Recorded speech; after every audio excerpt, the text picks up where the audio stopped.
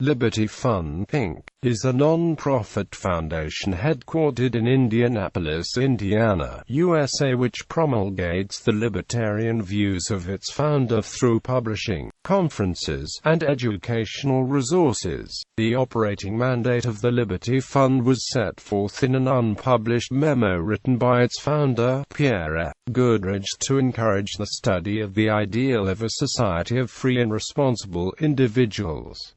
Overview and Program. Liberty Fund was founded by Goodrich in 1960. In 1997 it received an $80 million donation from Goodrich's wife, Enid, increasing its assets to over $300 million. The foundation has funded the publication of almost 400 titles in the fields of history, politics, philosophy, law, education, and economics.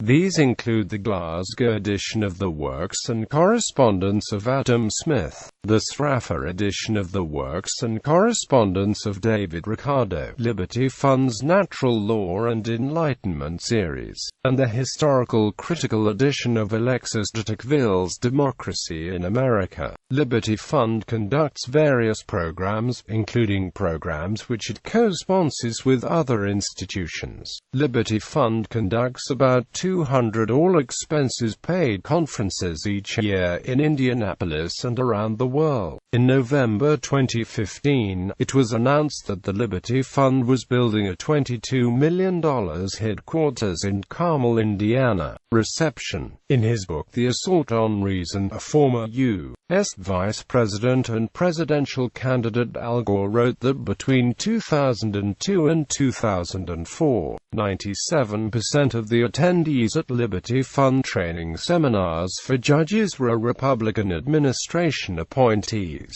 Gore suggests that such conferences and seminars are one of the reasons that judges who regularly attend such conferences are generally responsible for writing the most radical pro-corporate, anti-environmental, and activist decisions. Referring to what he calls the Big Three, the Foundation for Research on Economics and the Environment, George Mason University's Law and AMP Economics Center, and the Liberty Fund, he adds, these groups are not providing unbiased judicial education. They are giving multi-thousand-dollar vacations to federal judges to promote the radical right-wing agenda at the expense of the public interest. Liberty Fund has been cited by historian Donald T. Critchlow as one of the endowed conservative foundations which laid the way for the election of U.S.